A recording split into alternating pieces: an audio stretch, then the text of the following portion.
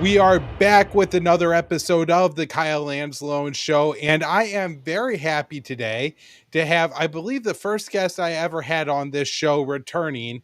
That is Columbia professor of neurobiology, Joseph Twilliger, and he was also the man who accompanied Dennis Rodman on his trips to North Korea. So you have great insight to North Korea. You're a world traveler, great insight to world politics. So I got a lot I want to talk to you about today. But first, Joe, how are you doing? Doing pretty good. Life is, going on. Well, Joe, an old acquaintance of yours, Kim Jong-un, certainly has been getting some headlines in the past few weeks. So I want to talk to you about North Korea and his Kim Jong-un's trip to China, the tensions on the Korean peninsula, Zelensky and his remarks about it's a pity that Trump met with Putin, and is war coming to Venezuela last up here. So let's start off with this first post from Donald Trump. So Kim Jong-un makes a trip to China, and I'd love your thoughts about that. But also, this Trump says this is North Korea, Kim Jong-un, Russian President Vladimir Putin, Chinese President Xi Jinping, all conspiring against the United States. So, Joe, what do you make of Kim's trip to the China, and is this a conspiracy against the United States of America? Well, I don't think it's it's not a conspiracy against the United States of America. The United States of America put sanctions on China, Russia, and North Korea. And so when they can't trade with anyone else easily, they trade with each other. It's obvious, right? So if anything, we, created this alliance between them and Iran as well. And I think none of them have a particular reason to like each other than the fact that, the enemy of my enemy is my friend kind of thing. So, I think that it's a little bit silly to be looking at it from that perspective.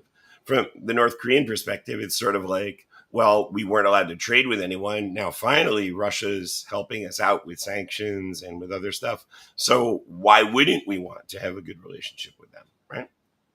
Yeah. So, Kim goes to China. He's obviously warmed his relationship with Putin. We talked about that the last time you were on. That had quite a bit of significance. But it did seem that the relationship between Pyongyang and Beijing was a little bit icy over maybe the past 5 years or even longer. So, do you think this is a symbol of more ties between North Korea to come?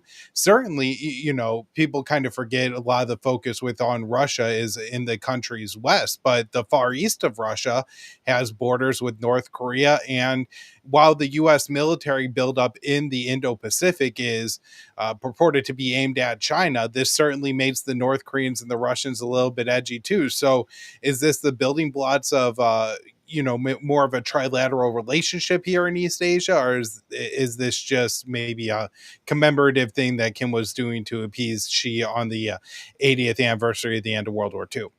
Well, I mean, I think that right now, Korea and Russia are kind of married, right? They made an arrangement. It's been sealed with blood, now that people have died over there. And so that's the relationship that's most important. For China, of course, they have a border with North Korea, they have a big border with Russia, and they have to try to maintain stable relationships in the region, right? So China wants to kind of get along with things. They don't really necessarily like what's happening on their border, and they're not the best of friends with either Russia or with North Korea. But it's a kind of, you have to coexist with them when you have big borders, and they're all kind of, they have a common sort of threat from America. So they're trying to fight against sort of American dominance and create this multipolar world, which would have obviously some benefits for them. But I don't think China is that welded to close relationships with either Russia or North Korea. It's more about keeping it going, keeping a stable relationship, and trying to, get through all of this and try to maintain some sort of peace and stability in the region, you know. And same for North Korea. They're more interested right now in Russia because they've invested heavily. They've invested human lives. They've invested a lot, and they're getting a lot back for it. I mean, it was a good investment by the North Koreans to get involved in the war in Russia. And it's also important to remember that they stayed in Russia. So the North Korean troops were fighting the Ukrainians after they in the area where they invaded Russia. And I think there's huge symbolism in that, saying that if there's a war in Korea, Russia is not going to go across the DMZ into South Korea. They're also going to stop at the internationally recognized borders, and their only goal is sort of mutual defense, as they had in their signed agreement. So I think a lot of these things are being blown out of proportion by the West and by South Korea as something to be afraid of, where really they're trying to say, look, you know, we helped Russia, Russia's going to help us, but we're not helping them with their war outside of the internationally recognized territory of Russia. So, Joe, North Korea, I think if you ask kind of a lot of Americans about North Korea in general, it's kind of the hermit kingdom label really stuck there. And they had this idea that, North Korea, as well as facing international UN sanctions and a lot of American sanctions and pressure, is also somewhat self isolated. Now, at, this big international event, you had leader in the Indian Prime Minister Modi, as well as leaders from about 20 other nations. Do you see any signs that maybe Kim is not only looking to have, a military pact and a relationship with Russia, but also maybe open its economy up, or at least try to develop more international ties beyond just its immediate neighbors, Russia and China? Well, I think North Korea has always been interested in having economic relationships with countries outside the region. It's that the international community has made that impossible with the sanctions that are put on them. And the UN sanctions are much more extreme than the US sanctions because they're almost impossible to remove, because somehow they manage to set them in perpetuity until they're removed. So, it's a very difficult situation. And I think that North Korea would very much like to be able to trade with a lot of different countries, any country willing to trade with them.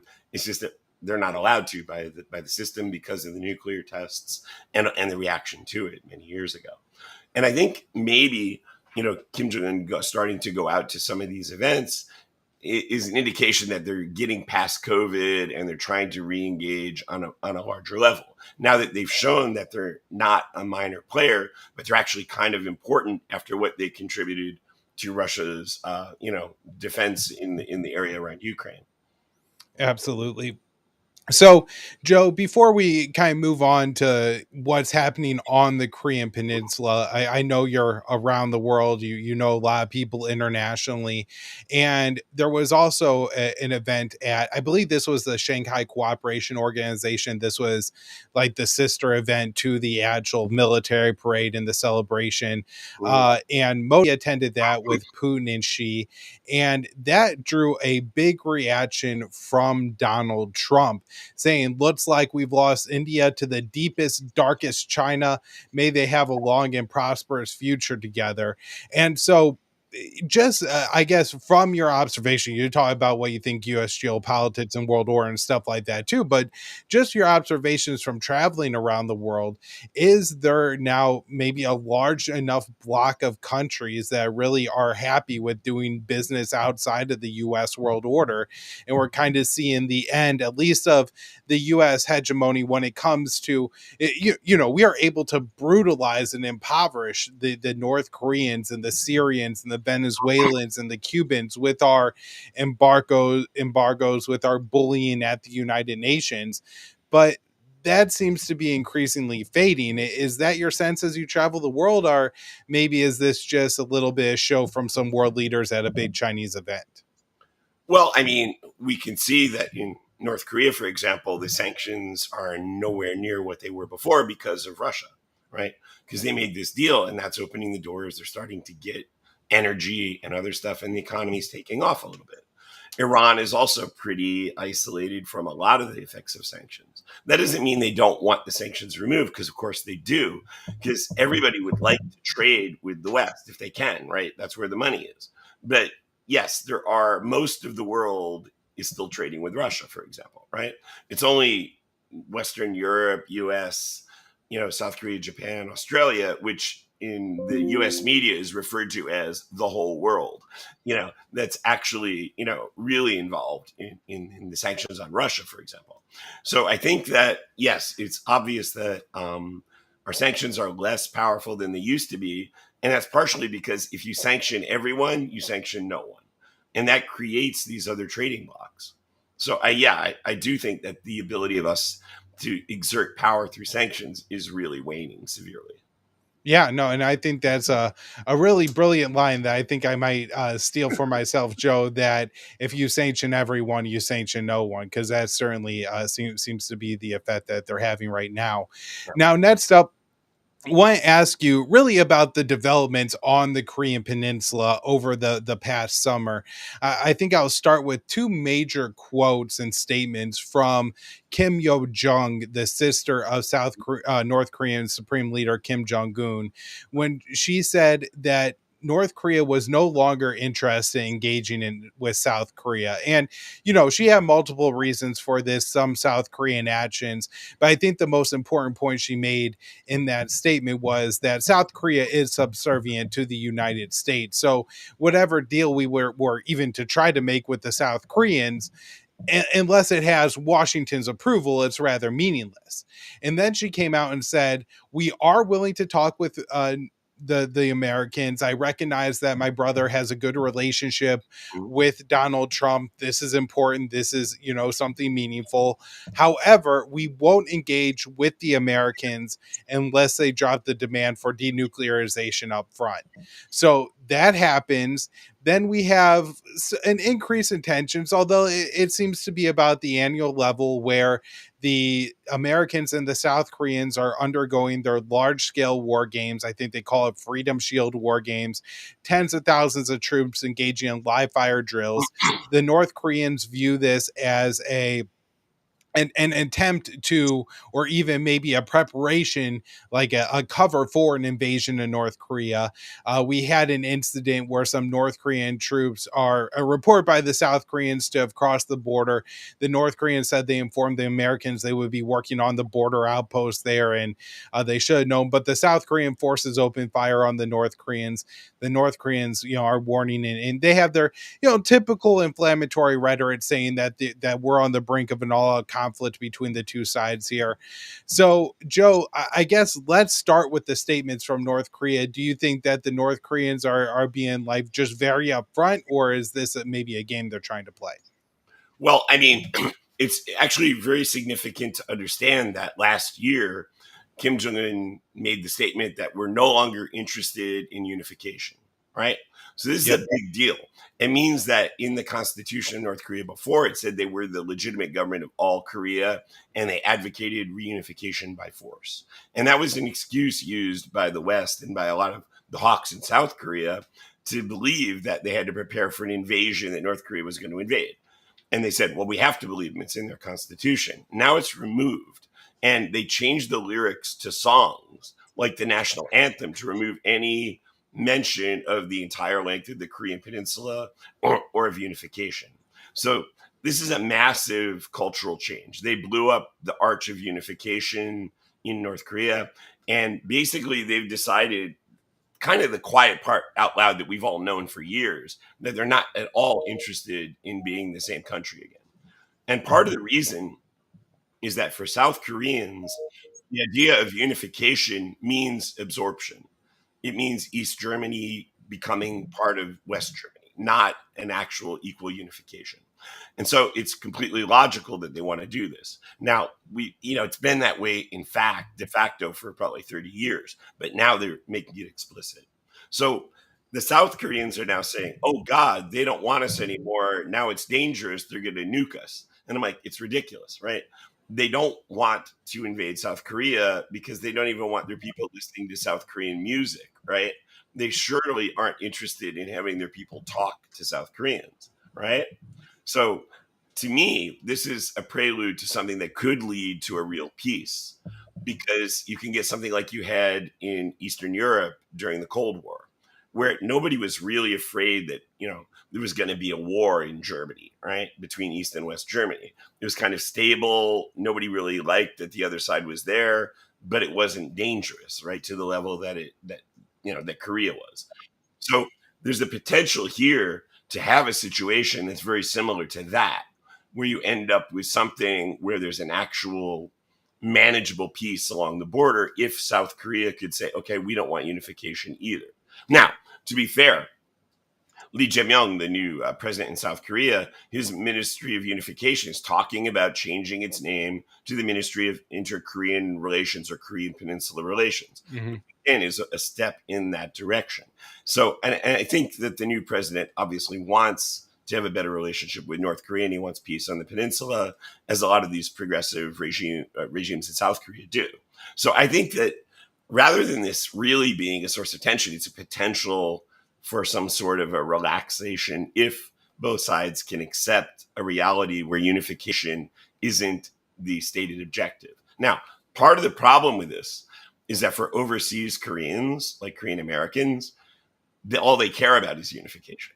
So for North Korea, they have to be very careful not to lose any support they had from overseas Korean communities by completely disavowing it when they talk with them, because that's part of what makes them interested, right, in the Korean Right. Peninsula. So it's a bit complicated, and both sides are dealing with the politics of this and trying to figure out a way to, to get past that. But I do think that there's a greater potential for a resolution than there has been in a long time because of the words the North Koreans are saying that sound aggressive, but really it's an acceptance of reality and a way to move on to something that could actually work, for the long term, for actually a stable peace, peaceful coexistence. Okay. So I see it as potentially moving that way. Now, yes, they're using harsh rhetoric. They always do, right? And North Korea sometimes sounds like professional wrestling talk when they say things. But then that's what they like about Trump, is that Trump also, he's in the Professional Wrestling Hall of Fame. So I mean, there's some common language there, and I think a lot of the statements that you put up from Trump are a good example of that, right? It's just Right. being over the top, just like North Korea is over the top, and I think they both kind of get that about each other. So I'm not so worried about this as long as South Korea doesn't overreact. Now, some are. There's a whole bunch of people in South Korea now that are saying, well, this is why we have to have our own nuclear weapons, right? And I'm like, really? Who are you going to nuke with them? You're gonna drop a bomb in North Korea when Seoul is like 30 miles from the border? I mean, come on, that's stupid, right? And nobody in their right mind believes that North Korea is going to target South Korea with nuclear weapons for the same reason. If they targeted anyone, maybe Guam and Japan is a little different, right? Right. But South Korea, it's like the hawks there are really saying, oh, now it's so dangerous because they don't want unification anymore. They see us as foreign, therefore they don't mind nuking us. And I'm like, yeah, but the wind will still stop that. Right. Well, that is a fantastic point, Joe. And I do want to ask you about the prospects of Donald Trump meeting with Kim Jong-un. But first, want to take a minute to talk about the sponsor of today's episode of the Kyle Anzalone Show, and that is the Expat Money Summit 2025. It is an online event put together by Mikhail Thorup, the host of the Expat Money Show. Each year, he puts together this summit where he teaches you about how you can move yourself, move your finances offshore, get a second passport, develop a plan B. Very important information. The best part about the summit is it's free. You could just head on over to expatmoneysummit.com and sign up and get your free ticket today. Now, Mikhail does put together some VIP panels. I am going to be on one of those. If you want to see my panel for the Expat Money Summit and get your VIP ticket, you could get yours 20% off by entering the promo code Kyle. Very easy. That's my name, Kyle, when you check out. Again, that is expatmoneysummit.com, and you attend this great online event. Now, back to Joe Twilliger here. Joe, my question for you is, will Donald Trump and Kim Jong-un meet this year? Donald Trump, I think kind of off the cuff, said he would like that to happen. Do you think it's going to? I think Donald Trump wishes it would happen because I think in some way the North Koreans should take him up on it, because he'll probably do absolutely anything and giving big concessions if he thinks it's going to help him get the Nobel Peace Prize, because he wants the accolade, and why not exploit that, right? But honestly, it really depends on Putin. I think that if Putin and Trump come to some kind of an agreement, I think that could encompass something related to North Korea and North and South Korea. And I think that it really is going to depend on that, because North Korea is now married to Russia in a way. And I think that Trump wants a better relationship with Putin. And this is something that they could work on together that would actually be beneficial to everybody, right? It would make them both look good if they agree to some sort of a deal where they each protect their half of the Korean peninsula and try to build a stable peace there, you know, that could last. And I think there's an interest in that. The question is, where is Russia's benefit from North Korea coming? And, what's the degree to which they're willing to, let the U.S. get involved in that, Yeah. So, Joe, before I wrap up this Korea section, I did want to ask you about the tensions on the Korean Peninsula. Of course, I think the US and South Korea broke up their annual war games and they're going to conduct more of them later this month. But there was some certainly fiery rhetoric, a deployment of lots of military assets to the Korean Peninsula. The U.S. has reestablished a new military intelligence unit in South Korea near the border, and they moved. I'm sure this is just symbolic. They created what they called the second super squadron of U.S. fighter jets. I think they're F-22s, and they moved them 100 miles closer to the Korean border. So I don't know if you want to give us a 1 through 10 or the old terrorism blue through red scale on how hot are tensions on the Korean Peninsula at this time. I don't think it's nearly as bad as they're making it sound. I think a lot of it's bluster. It's, again, it's like professional wrestling. People say things that are a bit extreme, knowing it's going to come down to something less extreme than that in the end. And I think Trump certainly is aware of that. He's just trying to get a negotiating position. That's what he always does, right? I don't think he's going to go to war in North Korea because that's stupid, right? There's no way to win that. You don't start a war with an enemy that has nuclear weapons, especially one that's that big. It's just not going to happen. So I'm not worried. I do think there's a lot of increased tension, and there's a lot of people in the U.S. who really don't want anything good to come out of the relationship with North Korea. So, like, for example, they had this story last week about this SEAL team incident that allegedly happened in North Korea. And, that's obviously just somebody who really, I look at it as being kind of like an extension of this, like the way Trump makes people crazy, right? He can make people just do crazy things and lose their sense of rationality. And I assume that operations like that, all these infiltrations happen all the time everywhere in the world, and we do it all the time, and we don't know about it because whatever they do, they're probably pretty good at it, and then usually we don't find out, right? Right. This is someone, I think, who just wanted to stir up trouble for, they were just their minds were made so crazy by Trump that they released this information that they probably shouldn't have done and wouldn't have done if they were being rational.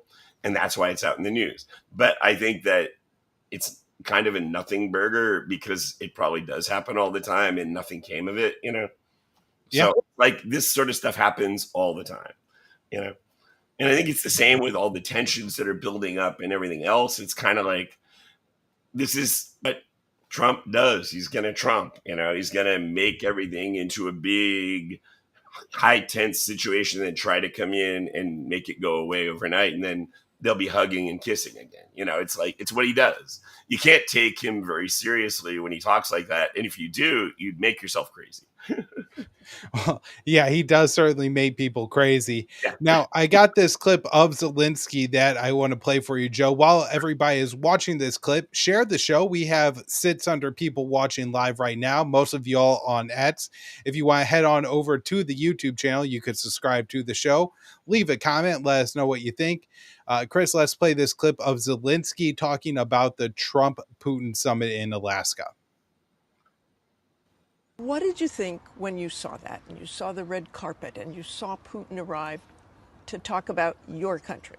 I don't know. I think that it was bilateral summit, and it's a pity that Ukraine was not there because I think that President Trump gave Putin what he wanted. He wanted very much to meet with President Trump, with the President of the United States, and I think that Putin got it, and it's a pity. So, Joe, I wanted to ask you about this statement from Zelensky because this is often what we're going. If Trump plans to meet with Kim, the last time he met with Kim, the same argument applies, right? That by meeting with these world leaders that are in the exiled international community, you are bestowing legitimacy on them. You are giving them everything you want just by meeting. So, what do you think? Was it a major victory for Putin to meet with Donald Trump to be pictured with the American leader just because it happened?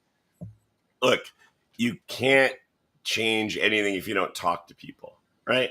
And it's like, again, the first time we met Kim Jong-un and we came back, the Obama administration said you guys are bad people because you talked to Kim Jong-un.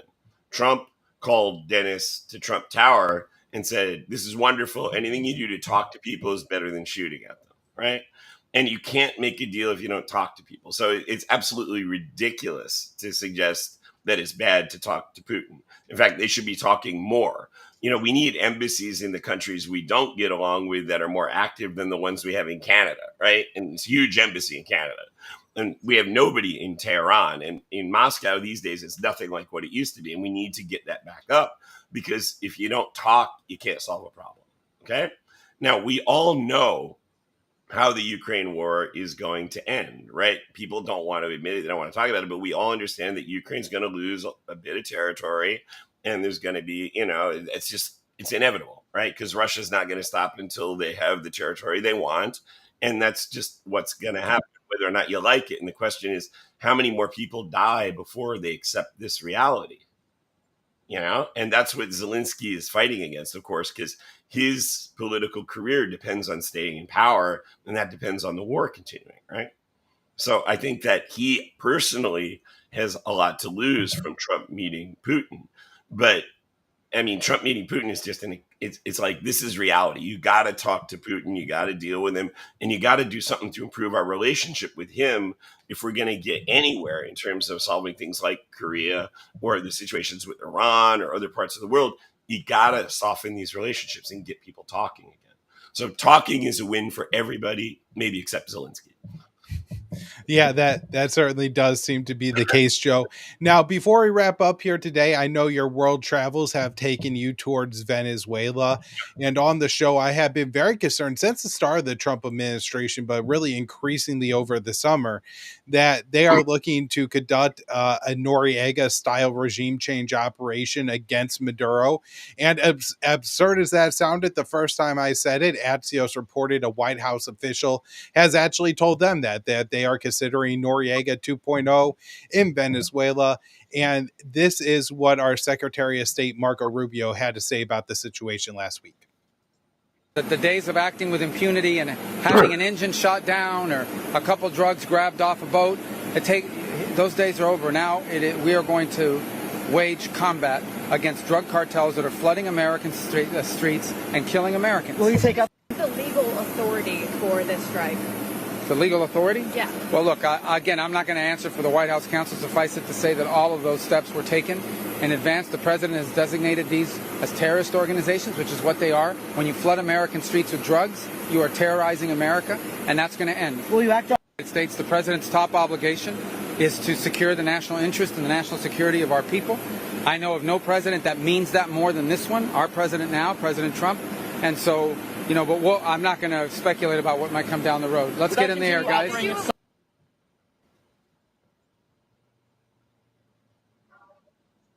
So, Joe, my question is, how concerned are you? Do you think it's possible that we end up actually going to a hot war in Venezuela here? Well, didn't they try this in Trump's first term when they decided Twice, that I believe, yeah. was the legitimate president, which is kind of, kind of silly in a way. Venezuela is a huge country. There's a lot of people. Yes, they've lost a huge proportion of their population. Like, it's an unprecedented refugee crisis in the Western Hemisphere, but it's still a large country with a lot of people. And I don't think it's not Noriega. It's a much more difficult problem than that, right? We don't have the kind of access in Venezuela that we had in Panama. It's very different. So I don't really think that they're stupid enough to go that far. It's pretty hard. It's pretty hard to do, because the other thing is that people don't understand is that in Venezuela, even though, yes, there's a lot of corruption and there's a lot of stuff going on that, isn't that great. It's not a functional government, right? Because they took the most prosperous land in the Western Hemisphere and turned it into a basket case, right? They have like the best, they have oil, they have great beaches, they have the harbor, the Lake of Maracaibo, they've got some of the best beef in the world.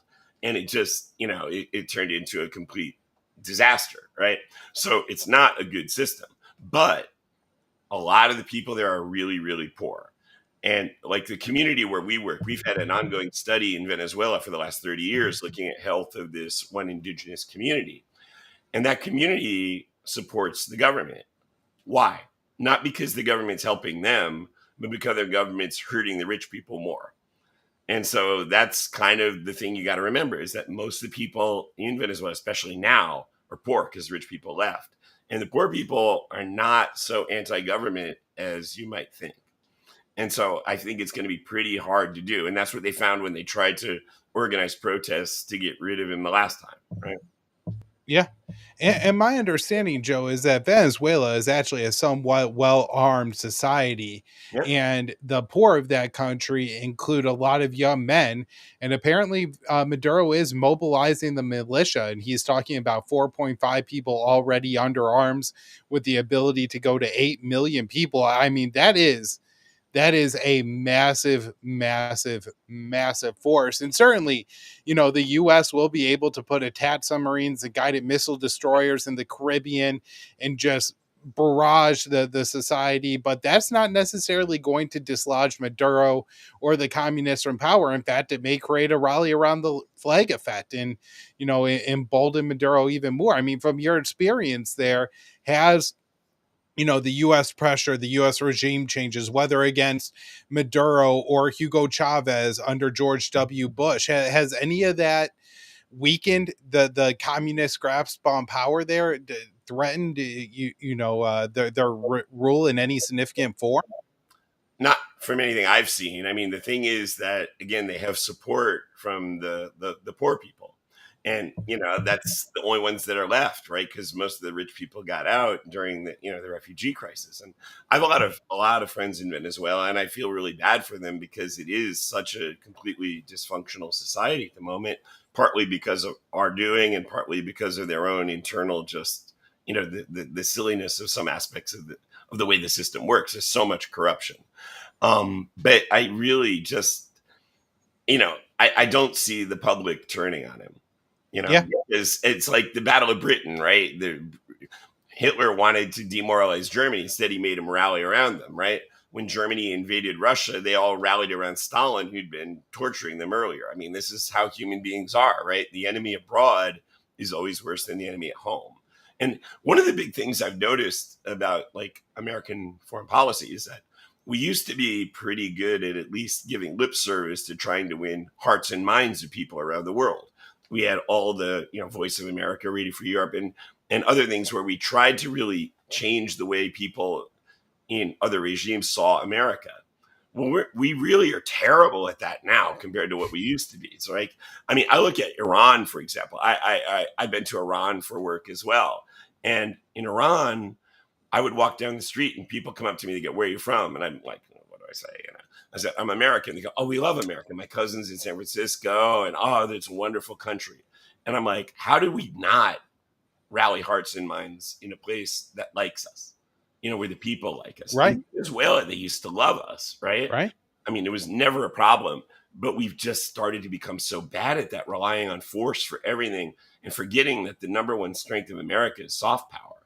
And we're undermining that at every degree. Now with like trying to restrict international students or the free speech of international students. It's like, wait a minute, this is exactly the opposite of what we should be doing, because we want to tell people that we're different and that our society is more free. And then we tell them you can't say things when you're here because you're not one of us. And then they're like, oh, so it's the same bullshit. Absolutely. And it's like, how did we screw this up so badly? Because it used to be absolutely the opposite way. I mean, there were Supreme Court cases about propaganda that said you can receive propaganda and other countries can send it through the mail, because no American would ever tolerate being told they can't read whatever they want to read. And now it's like, oh yeah, we got to censor RT, we got to censor China, we got to censor all this stuff because our people are too stupid to figure out what's real news and what's not real news. Yep. Absolutely brilliant analysis, Joe. It's nuts, you know. So, two quick questions before I wrap here. If you have a estimate of how many countries that you've traveled to, and just tell the audience how many languages you speak. I mean, I've probably been to, 100, 110, something like that, countries. Speak is a strong word, but I mean, I can get by at least and communicate in about 10 languages. So you could order yourself a meal in 10 languages. Yeah. Oh, yeah. Very And impressive. I can read the newspaper. I can read a newspaper in 10 languages. Yeah. And that's, I think, really important because if you really want to understand the world and solve problems, you got to understand the language. You got to be able to read what they write and you got to listen to what they say. Now, people like tell me all the time, they say, well, you don't learn anything if you pay attention to North Korean television, for example.